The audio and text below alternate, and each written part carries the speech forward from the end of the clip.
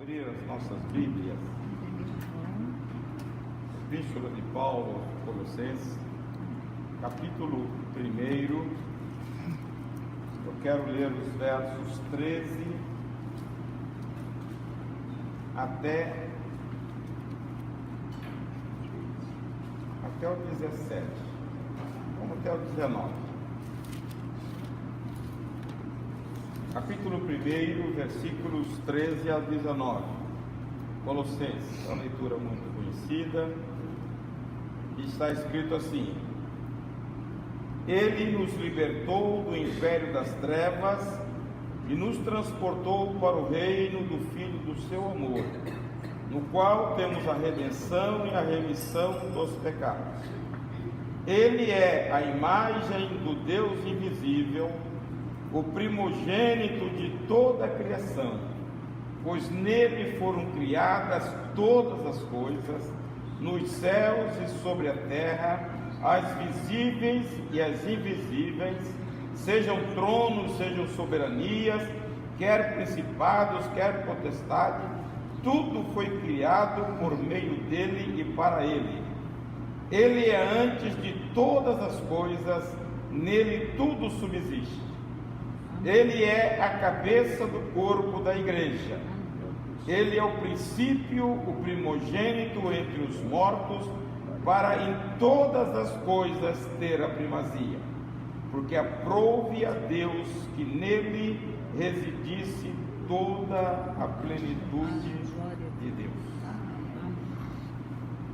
A epístola de Colossos,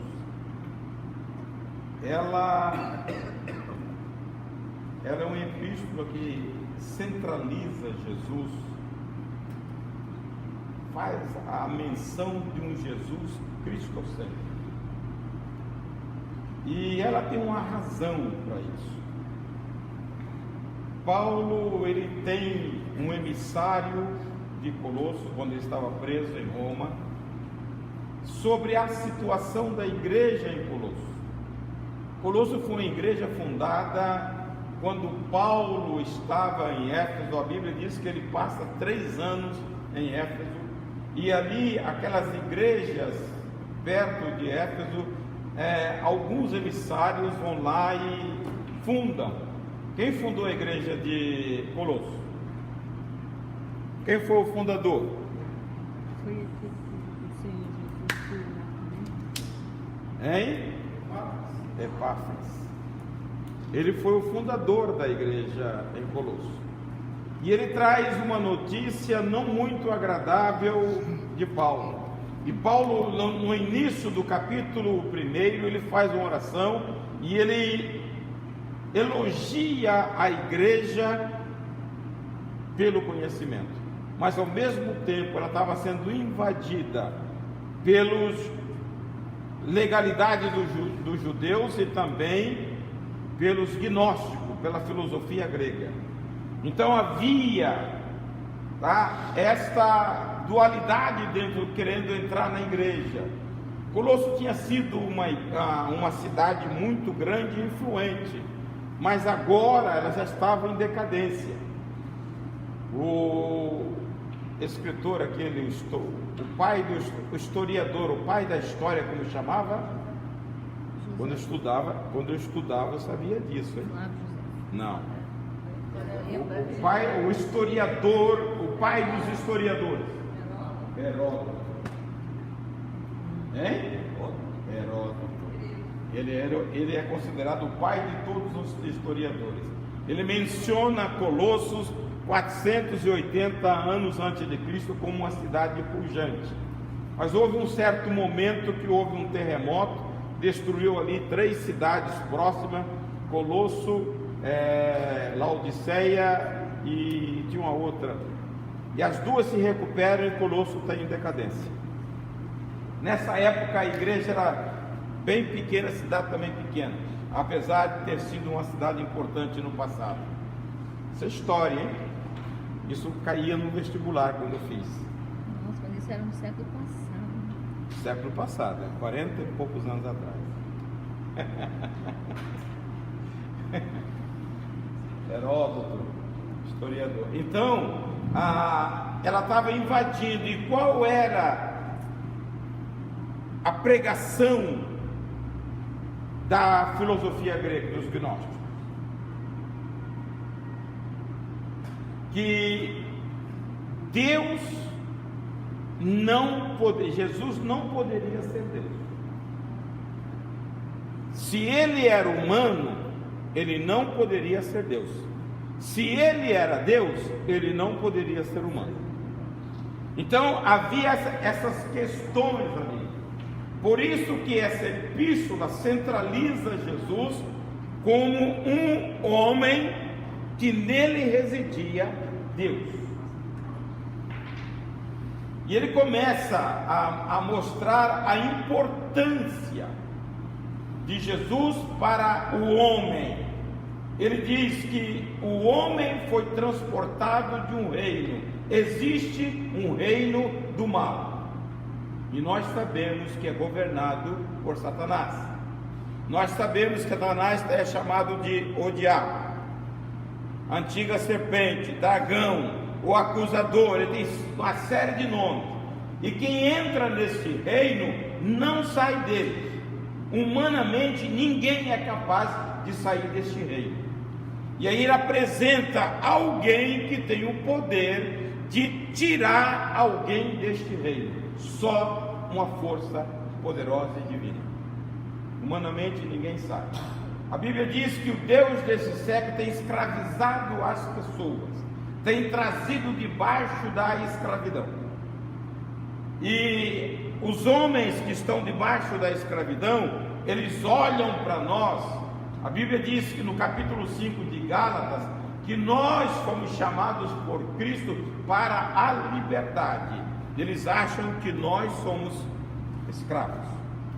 E eles vivem debaixo da canga de Satanás e eles acham que estão livres. Eles estão submetidos a todo o desejo de Satanás. Eles pecam, eles vivem no vício. A Bíblia diz que está lá em João 8:34, se não me engano, aquele que pratica o pecado é escravo do pecado. Então eles são escravos, mas eles não pensam assim. E quando você olha essa filosofia, hoje no nosso meio, não é diferente. Os islâmicos, eles olham para Jesus e dizem que Jesus é um grande profeta. Os espíritas, é um espírito iluminado. Os humanistas, que ele é um dos intercessores ao Pai. A Maria é mais poderosa do que ele. Testemunho de Jeová diz que ele foi o primeiro ser criado. Nós queremos mostrar aqui, irmãos, a Bíblia mostra, a teologia afirma que Jesus é parte integrante da Trindade. Ele é Deus. Se ele é Deus, ele é autoexistente, ele não foi criado, ele sempre existiu, eternamente existiu. Embora aqui fala que ele é o primogênito de toda a criação, dando um sentido a este Jesus que se humanizou, mas ele não foi criado. Jesus é eterno. Porque tem algumas pessoas que fazem confusão por causa da sua encarnação, afirmam que Jesus foi criado. Jesus não foi. Jesus é o verbo eterno de Deus. No princípio, todo princípio de Deus é princípio eterno. No princípio era o verbo estava com Deus e o verbo era Deus. Então, quando Paulo diz que ele nos transporta, nos arranca deste império escravizante e nos transporta para um outro, só Deus pode fazer isso. Homem nenhum pode se libertar da canga de Satanás, ninguém. Só Jesus é o libertador. 8:36 de João, o que diz? Tinha que saber, os evangelistas têm que saber de cor. Se pois o Filho vos libertar, só Ele que pode libertar. Se pois o Filho vos libertar, verdadeiramente sereis livres. Ninguém pode libertar das garras de Satanás. A Bíblia diz que nós fomos tirados de lá e levados para o reino do seu amor. Como que Deus faz isso? No versículo 14 diz que porque nele temos a redenção, no qual temos a redenção e a remissão dos pecados. Redenção é um termo que se usa, alguém pagou por mim. Capítulo 6 de 1 Coríntios, versículo 20, Paulo diz o seguinte: se foste comprado por um bom preço, glorifique a Deus no vosso corpo. Quando nós fomos redimidos pelo Senhor, nós fomos comprados para ser uma propriedade exclusiva dele. Está lá em 1 Pedro 2:9. Vocês querem anotar, porque eu falar, vocês vão demorar para achar. Vós sois da geração eleita, sacerdócio real, nação santa, povo escolhido, não é isso? Povo de propriedade exclusiva de Deus, a fim de proclamar as virtudes daquele que vos chamou das trevas para a sua maravilhosa luz. Maravilhosa luz. Então, quando nós chegamos lá, nós temos que nos identificar com este reino. E aqui está o grande problema da igreja hoje. A igreja está aqui, mas ela pertence lá.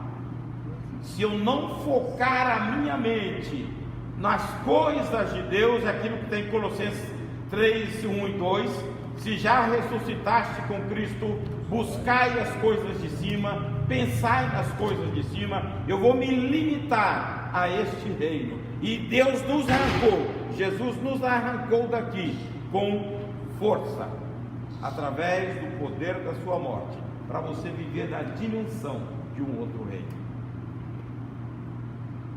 Este era um hábito dos conquistadores, lá, inclusive romanos.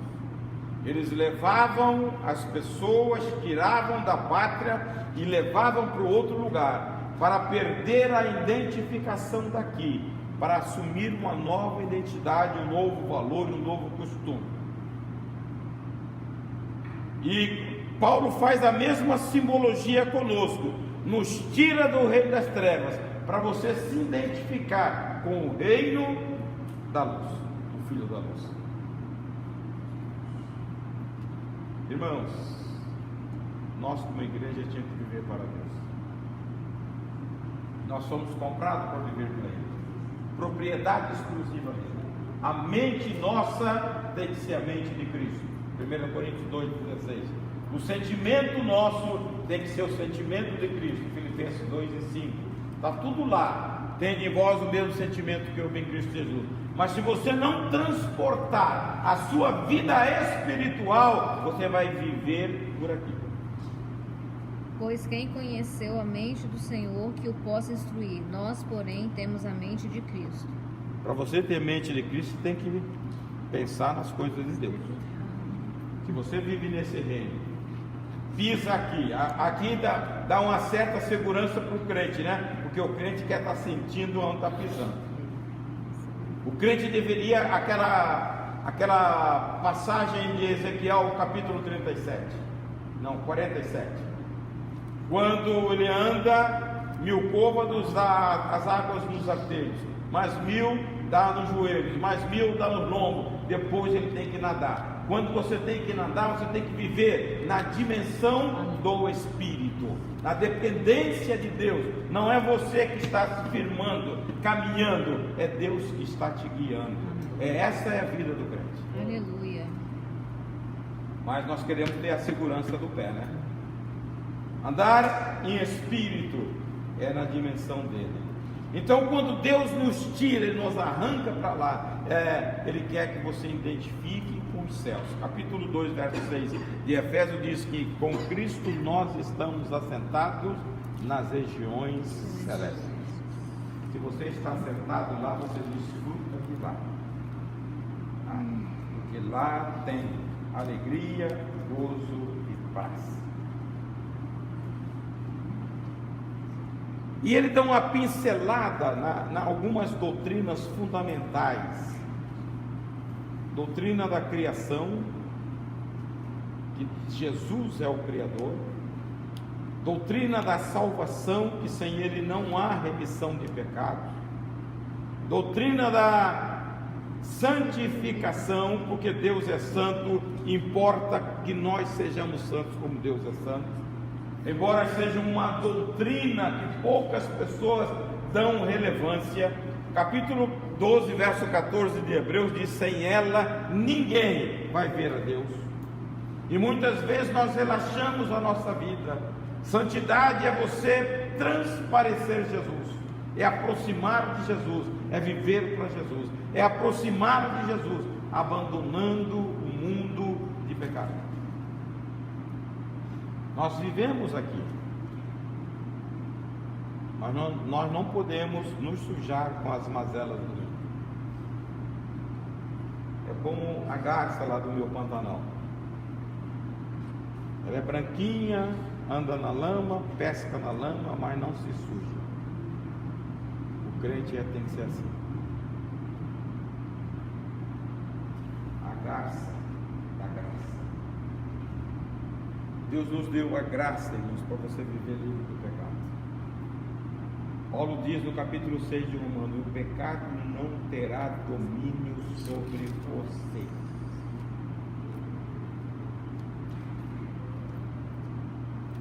Quem vive com o desejo de pecar, com a mente pecaminosa, é que está longe de estar lá, porque só entra lá, desfruta de lá quem tem umas vestes brancas.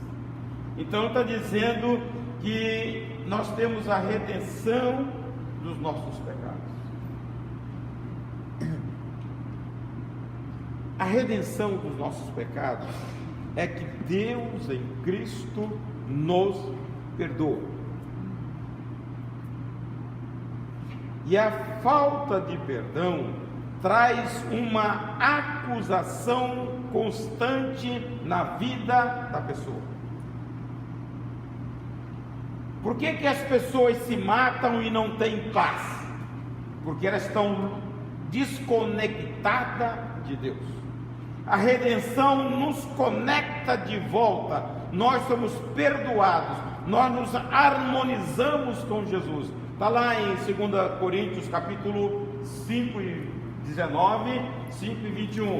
Diz que Deus estava em Cristo reconciliando o mundo com si mesmo.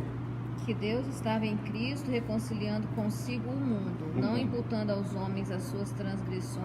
Agora o 21. Com aquele que não conheceu o pecado, ele se fez pecado. Ele o fez pecado por nós, para que nele fôssemos feitos justiça de Deus. Então, quando nós somos perdoados pelo Senhor, a Bíblia diz que Deus esquece totalmente o que nós fizemos na vida passada. Esse é o padrão de Deus. Esse é o padrão que Deus exige de cada um de nós para perdoar o ofensor. O grande problema hoje é que nós não conhecemos a palavra de Deus ou não queremos viver a palavra de Deus. Quantas pessoas trazem no coração ressentimento de pessoas? O padrão de Deus é o seguinte: Deus olhou, você creu, Ele abandonou o seu pecado, esqueceu. Esse é o padrão de Deus.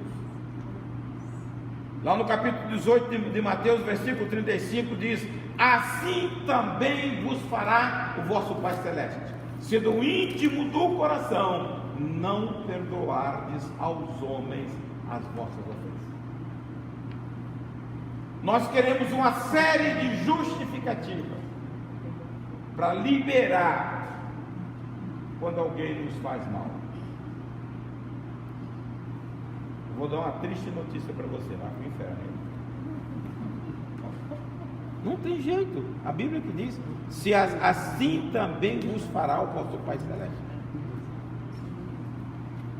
Está na Bíblia, e a Bíblia é imutável, é a palavra de Deus. Então você tem que olhar o padrão de Deus. Deus olha para você, o que você fez de errado. A hora que você aceita Jesus, Jesus cancela tudo e não se lembra mais. Lembrar ele poderia, porque ele sabe todas as coisas, mas aquilo não é motivo para impedir a sua relação. E o perdão nos traz de volta um relacionamento com Ele. Você restabelece a relação, aquilo que Deus tinha com Adão. E aí eu pergunto, por que muitas pessoas não gostam de estar se relacionando com Deus? Quando Jesus gritou: Pai, está consumada a obra, Ele restabelece esta relação, porque na cruz foi feito o resgate das nossas almas, e eu posso voltar a ter comunhão com o Senhor.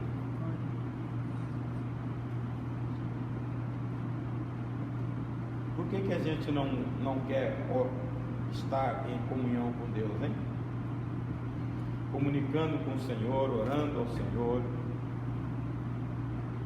Por que orar é difícil?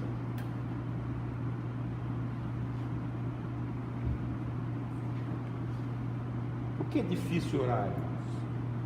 É o único meio que você pode conversar com o Senhor. Não existe outro. A sua concentração tem que ser na oração. Oração, eu vejo, eu já falei ali na classe, como o altar de sacrifício. Ali você tem que morrer. A dificuldade na compreensão do que é oração. Se pedir alguém para orar aqui, ela não vai ficar preocupada com Deus, com esse simples que ela vai falar com Jesus. É uma coisa que é inerente às pessoas. Elas não oram para Deus, elas oram preocupando com quem está ao seu redor. Bota o microfone para alguém para orar, ter essa preocupação. A gente não faz oração para Deus, a gente faz porque as pessoas estão vendo, a gente não errar, não sai. Gálatas 1:10.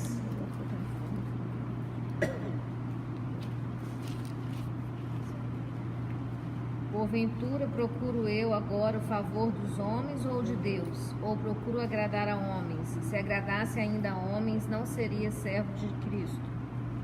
Quem tem essa preocupação, irmãos, ele não vai agradar a Deus.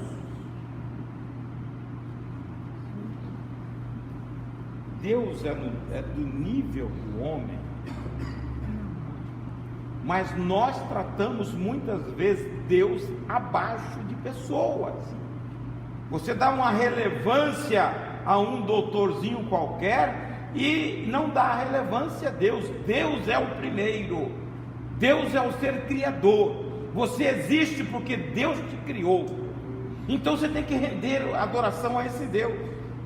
E muitas vezes nós chegamos diante de Deus preocupados com pessoas que não pode fazer nada por você. Agora Deus pode. Deus te dá alegria, te dá paz, te dá conforto, te dá consolo. Tudo que você precisar, Deus te dá. Mas nós somos preocupados com pessoas. Outra coisa de oração, irmãos. Ajoelha lá e repete a oração, repete, até sua carne ser crucificada. Até que o coração brote a oração. Tem que se esforçar, irmão, senão você não vai sair disso. Como que pessoas oram horas e horas? Porque elas crucificaram a sua carne. Começa a repetir, orar, dar glória, até que brota. Há um momento da sua vida que a oração ela sai do coração. Mas aí você já crucificou a carne. Há uma oração intelectual, há uma oração que vem do coração e a melhor de todas as orações. 14, 1 Coríntios. Hein? Oração no Espírito. Essa é a melhor de todas as orações. A Bíblia diz: quem ora no Espírito, ora bem. Porque nós temos o Espírito dado por Deus e dirigimos a nossa oração a um Deus que é. Então ela sai daqui de dentro e vai para um ser espiritual. Não tem envolvimento intelectual. Ela sai da profundeza nossa para Deus. Paulo diz que esta é a melhor oração. Capítulo 8, verso 26 de Romanos diz o seguinte: o Espírito intercede por nós com gemidos inexprimíveis, porque não sabemos orar como convém. Quando nós usamos a nossa mente, pedimos coisa que nós não necessitamos. Porque quando você ora no Espírito, você pede aquilo que você precisa. Então, o resgate, a redenção nossa, nos estabelece este relacionamento profundo com o Senhor, através da oração. Versículo 15 diz que Ele é a imagem do Deus invisível, o primogênito de toda a criação. Quem está fazendo, eu já fez teologia, qual o termo exegese? O que quer dizer exegese? É estudar o texto minuciosamente, palavra por palavra. Interpretação do texto. Jesus é a exegese de Deus.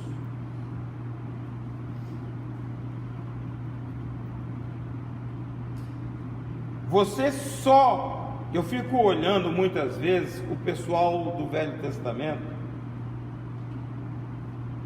quando eles olham pela fé sobre a revelação de Deus, eles têm uma coisa apagada, não com tanta clareza como nós temos, porque Jesus, Ele traz isto para nós.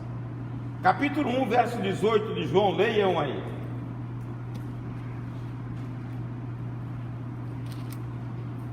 João diz que só pode revelar a Deus quem ninguém jamais viu a Deus. O Filho unigênito que está no seio do Pai, esse o deu a conhecer. Então você tem conhecimento de Deus hoje, porque Jesus revelou Deus a nós.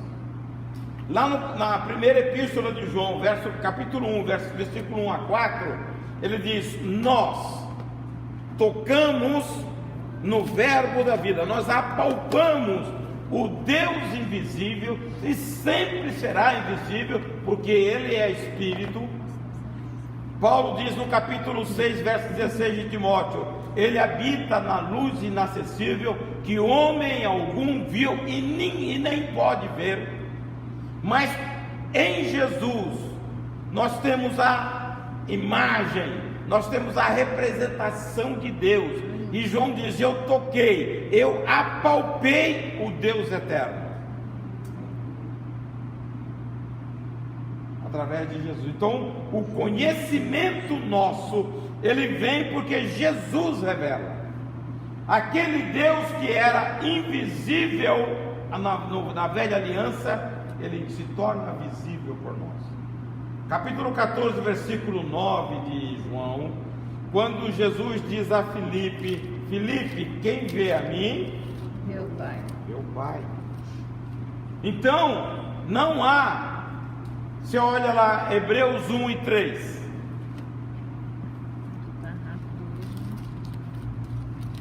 Diz que nele habita... Ele que é o resplendor da glória e a expressão exata do seu ser, sustentando todas as coisas pela palavra do seu poder, depois de ter feito a purificação dos pecados, assentou-se à direita da majestade nas alturas. Ele é a expressão exata do seu ser. Colossenses 2:9, está logo encostadinho aí. Porque nele habita corporalmente toda a plenitude Da divindade. E era um homem, segundo Isaías 53, não tinha por parecer nem formosura, era um homem simples, única e sujeito a dores. 1:14 de João diz: e o verbo se fez carne e habitou entre nós, e vimos a sua glória, como a glória do unigênito do Pai. Então ele traz a revelação de Deus, a imagem de Deus, o caráter de Deus revelado em Jesus. Então ele está, o capítulo, versículo 15 diz que nele, ele é a imagem do Deus invisível.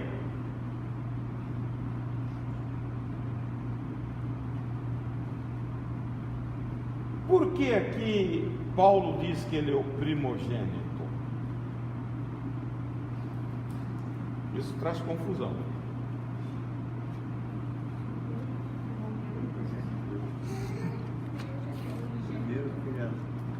Quando ele morreu, ele fez nós filhos dele também. Então ele é o primogênito e nós somos depois. Da criação. Segundamente. Porque as pessoas podem fazer confusão. Nós falamos aqui, Jesus é eterno. Jesus não foi criado. Como é que ele é o primogênito? Hein? Como que ele é o primogênito? Como que ele é primogênito? Ele é aqui da raça. Vamos ver.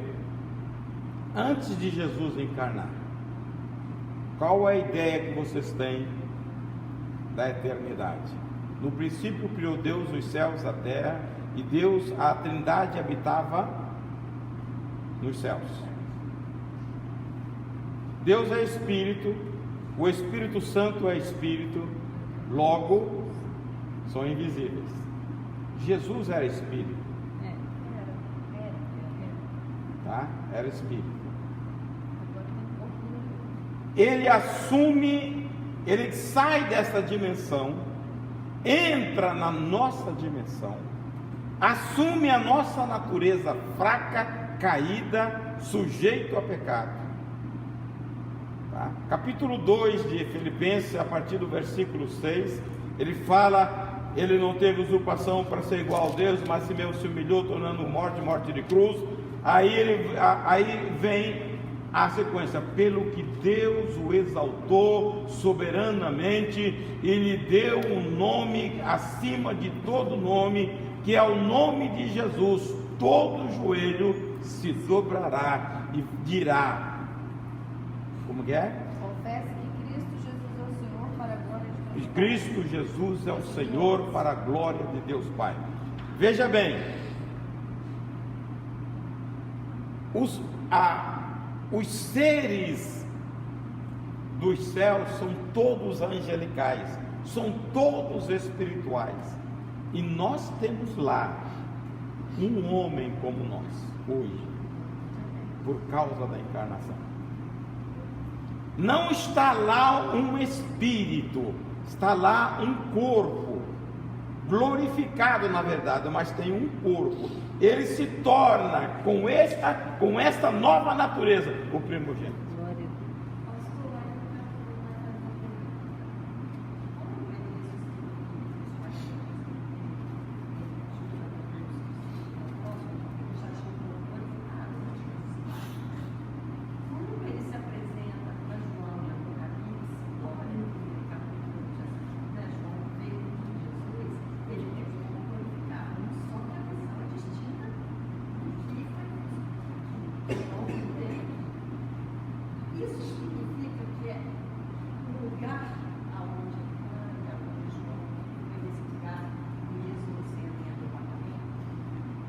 A visão do Cristo glorificado. O que a Bíblia diz?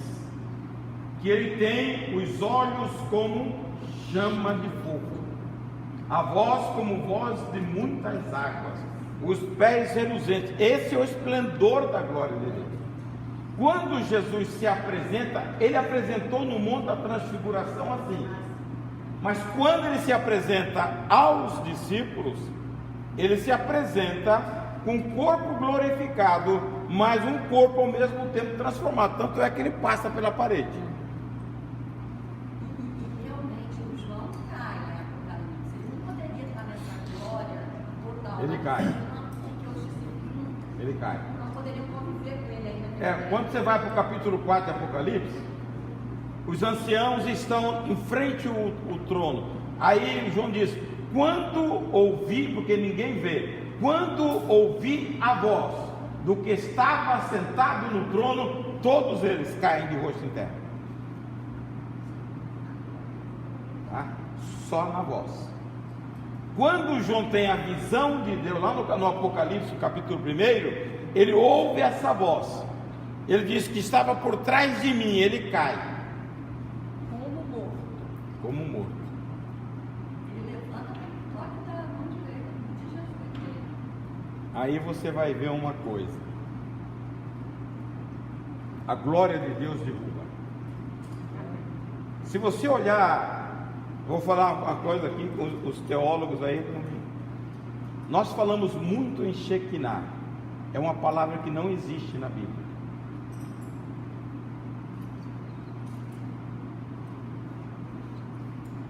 Não existe. No hebraico não tem. Agora, a palavra glória no hebraico é kabod. Quando há a manifestação desta glória, você olha no capítulo 19 de Êxodo, quando Deus desce em cima do monte, a Bíblia diz que o monte tremia e fumegava, e ele balançava com o clangor da voz do Senhor no meio da nuvem. Quando a glória de Deus se manifesta, eu já vi, irmãos, esse negócio de rodar, ninguém fica assim não, vai com a cara para o chão, porque é glória. A glória pesada de Deus faz isso. O seu desejo é mergulhar. É raro. Então, o que Deus disse a Moisés? Quando Moisés falou: Senhor, no capítulo 32 diz: eu quero ver a tua glória. Falou assim: Moisés, não pode. Homem algum viu, se vê, morre. Paulo diz, ele mora na glória inacessível, capítulo 6, versículo 16 de 1 Timóteo, que homem algum viu e nem pode ver. Essa é a glória de Deus. Agora, Jesus, ele é revestido de glória. A Bíblia diz, capítulo 3, versículo 21 de Filipenses, capítulo 2, versículo 2, capítulo 3, versículo 2 de 1 João. Assim como ele é, nós também seremos. E Jesus se manifesta aos discípulos dizendo: mete a mão aqui, veja o buraco. Era um corpo real. Capítulo 24 de Lucas, versículo 39, ele fala, os discípulos ficaram atemorizados, pensando que era um fantasma. Ele fala: vem para cá, fantasma não tem carne. Espírito não tem carne. Olhai as minhas mãos e os meus pés, que sou eu mesmo, apalpai-me e vede, porque um espírito não tem carne. Não tem carne, tá? Então ele está dizendo de um corpo glorioso, o que nós teremos também. Quando você começa a viajar, irmãos, com essa. E lá em Zacarias 12:10, Hein? em Zacarias 12:10 também fala dos que traspassaram, ou seja, o furo, né, do prego na mão. E isso me traz assim, até com muita nitidez, que é uma prova de quando ele desceu no monte das oliveiras para os judeus. Eu sou aquele que foi crucificado. Capítulo 25 de Mateus, a Bíblia diz que ele vem em socorro dos judeus. no auge da tribulação. Os judeus não estão suportando mais. Capítulo 1 de Atos, versículo acho que 10, e também Zacarias 10, que diz que ele pisará o monte das oliveiras, que se fenderá em dois, e o povo judeu, que está no auge do sofrimento, vão olhar para ele e não vão reconhecer. E ele diz: essas são as feridas com que eu fui ferido na casa dos meus amigos. E eles vão cair em um profundo pranto, reconhecendo que eles fizeram isso com o Messias. Está lá em Zacarias, se não me engano, 10 ou 12? 12 e 10, né? Isso aí. Tá? Então, as coisas vão se amarrar. Então, quando você olha essa grandiosidade de Deus, Ele é o primogênito, porque lá em cima nós temos um representante, nós temos um homem que venceu o pecado, ele triunfou aqui, e pisou na cabeça de Satanás, esmagou a cabeça de Satanás, e triunfou com ele, sobre ele, na cruz do Calvário, e foi-se e assentou-se à destra de Deus, e ele intercede por nós, olha por nós, como menina dos olhos deles, porque através do sangue nós fomos resgatados, e o preço não é barato. 1 Pedro 1,18 diz: não foste com ouro e prata que foste resgatado da vossa vã maneira de viver, mas pelo precioso sangue de Cristo. Então tem preço. Tá? Agora,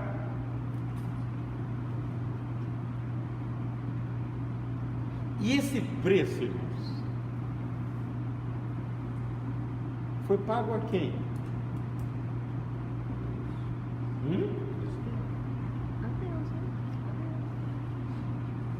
É porque tem muita gente que acha que é para Satanás. Satanás não tem nada.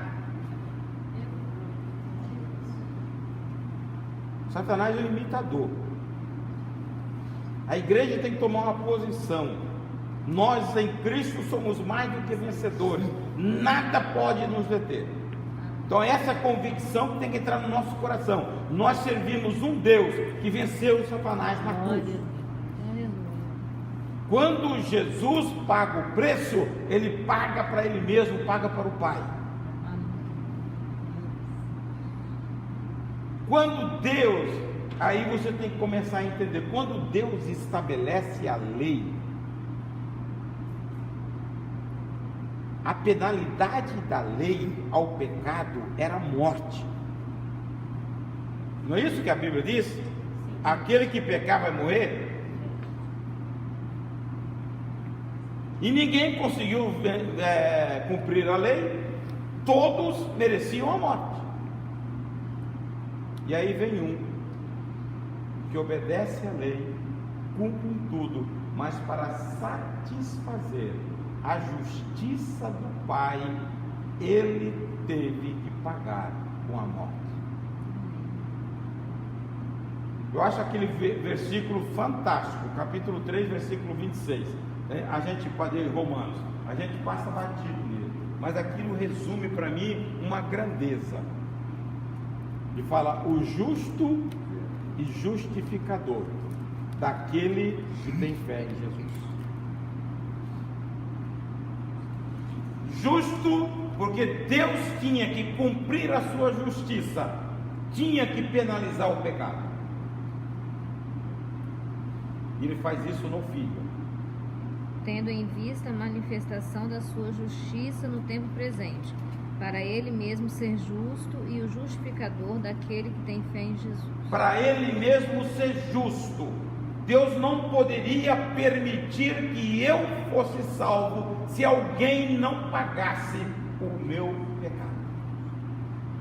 E aí Ele descarrega a ira sobre o pecado em Jesus. Cumpre a justiça, Ele morre.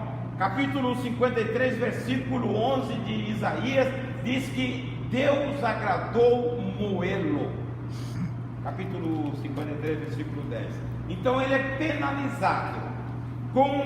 Aí vem o verso, a continuação do versículo, para ele ser justo e justificador. Capítulo 5 de Romanos diz que: justificado, pois, pela fé, temos paz com Deus. A hora que eu creio no sacrifício de Jesus, a condenação que estava sobre mim, ela simplesmente é tirada. Eu não tenho mais condenação. Isso é justificação. É aquilo, o capítulo 8 de Romanos: quem está em Cristo, portanto, agora nenhuma condenação há para os que estão em Cristo Jesus. Você foi livre da condenação, foi livre da penalidade do pecado. Você está livre diante desse Deus justo, porque o Deus Santo pagou por mim.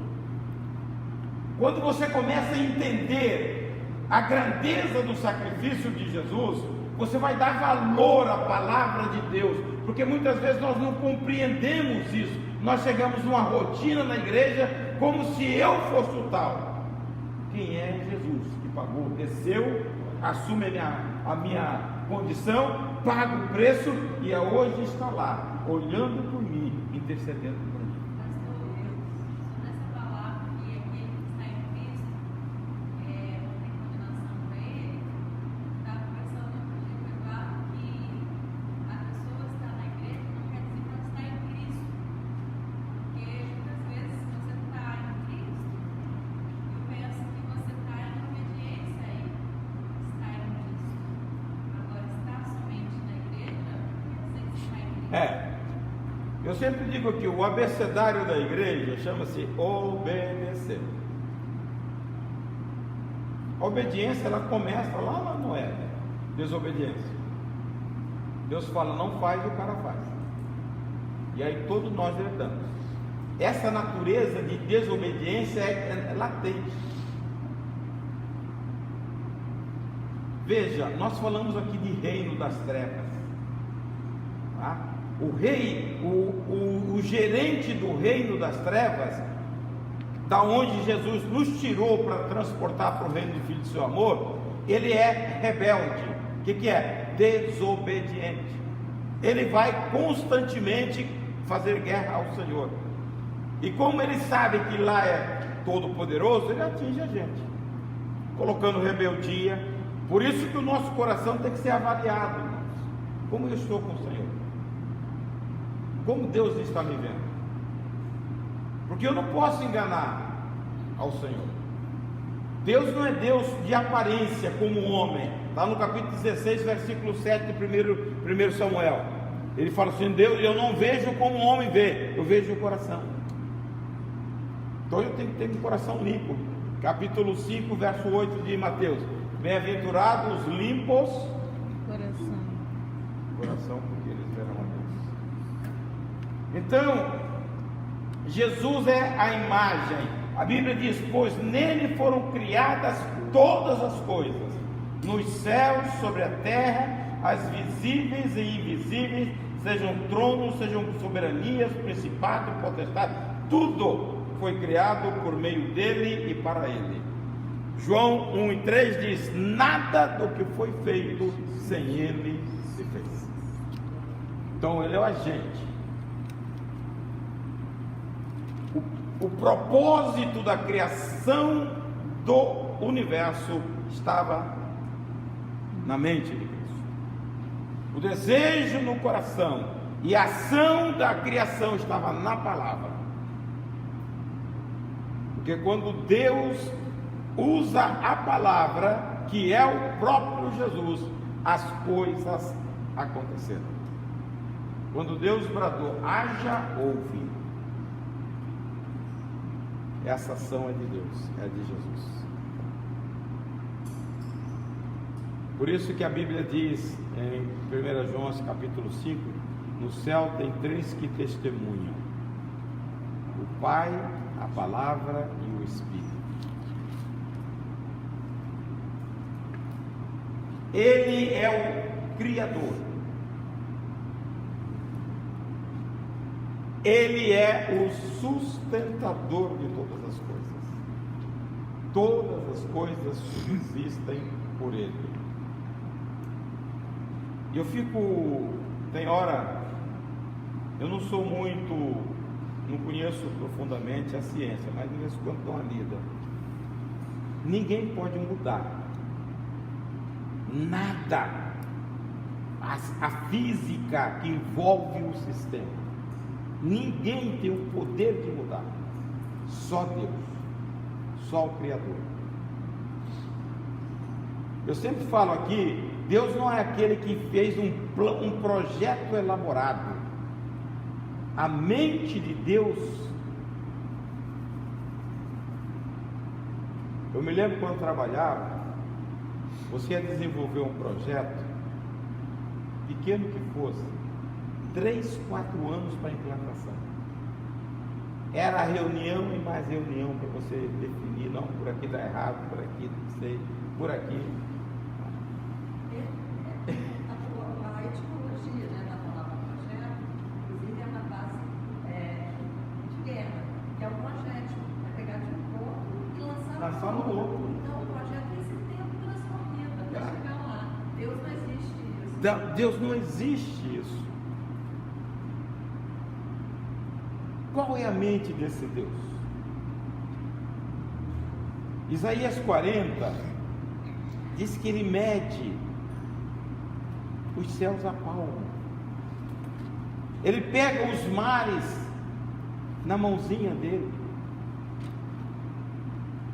E aí você fica, esse Deus, essa imensidade que criou, e ele tem um olhar para nós. Capítulo 1, verso 4, Efésios diz que ele nos elegeu nele antes da fundação do mundo.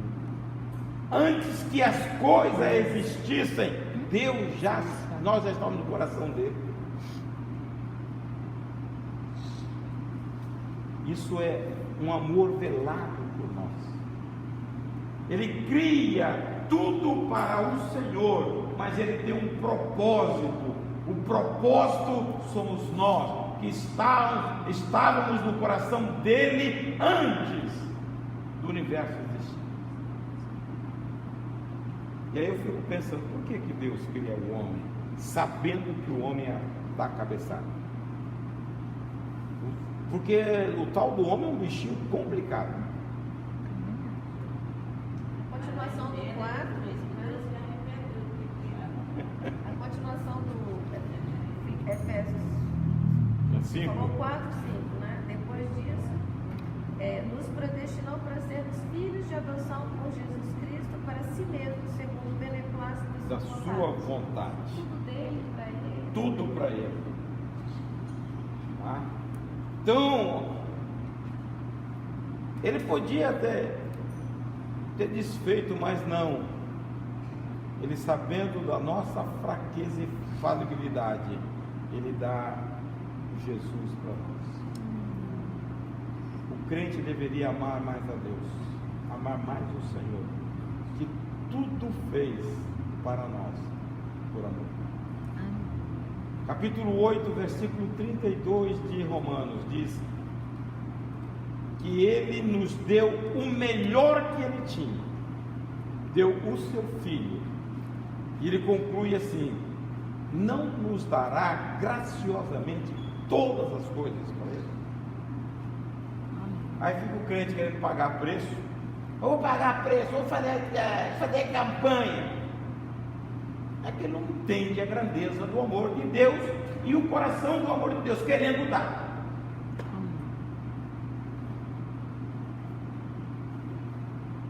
Você quer sacrifício, e Deus quer dar, porque Ele já fez o sacrifício por nós, já nos deu. Então Ele está dizendo que Ele é antes, Ele criou toda coisa, Ele é antes de todas as coisas, nele tudo subsiste. Deus é eterno, Jesus é eterno. Agora o 18, ele fala uma coisa interessante, ele é o cabeça do corpo. O funcionamento de qualquer corpo depende da orientação da cabeça.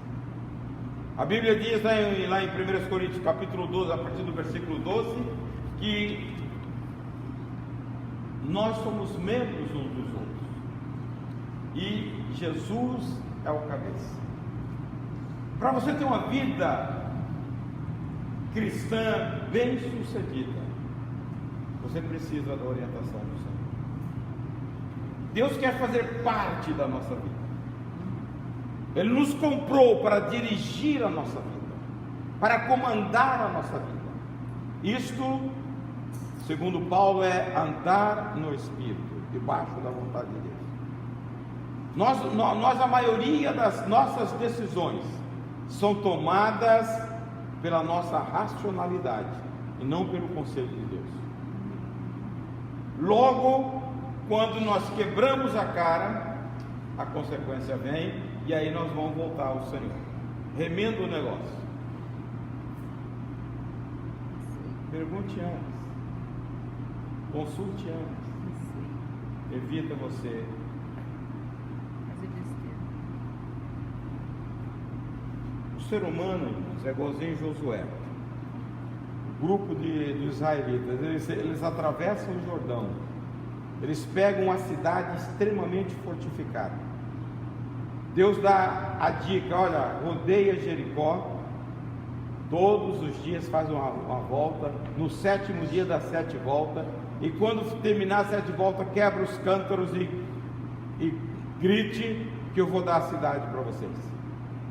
Aquela cidade extremamente fortificada veio abaixo. Aí Josué, nós somos todos poderosos, vai lá dar uma olhada em Ai.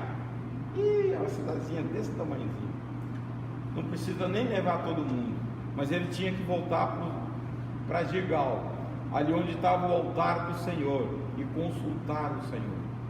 Ele não fez isso. Quando ele vai, ele apanha, é derrotado. Aí ele chora, aí ele se rasga, e Deus intervém. Não rasga não, você não me consultou, tem pecado no meio de vocês, você tem que acertar. E aí é aquele processo todinho para descobrir o faltoso, para tirar, expurgar o faltoso do meio. Habita lá no capítulo 7 de Josué. Aí eles acham Acã e tira, mata ele e a sua família. E aí Deus dá a estratégia. Faz o seguinte: vai um grupinho na frente, entra lá, e quando eles saírem, vocês correm, e vocês ficam por trás da cidade. Quando eles correrem atrás desse grupinho, vocês entram e metem fogo. Quando você consulta o Senhor, sempre Deus dá estratégia para você. Isso é dependência. Então, ele sendo o cabeça, ele é o nosso orientador. Nós precisamos, irmãos, da orientação do Senhor. Ele é o Deus que nos orienta. Capítulo 15 de João, versículo 5 diz, Jesus dizendo: sem mim nada podeis fazer. Tome por norma consultar a Deus em oração. Se o nosso coração não nos acusar, temos convicção e paz no coração, que estamos na direção dele. Está lá em 1 João 3, 19 e 23. Faz essa consulta. Evita você muitas vezes chorar depois. E muita gente que não pertence a um Deus poderoso que tudo sabe, e a gente não consulta, acha que a nossa capacidade muitas vezes resolve, não resolve. Amém? Então vamos louvar o Senhor. Hein? 8, pediram aqui, 8.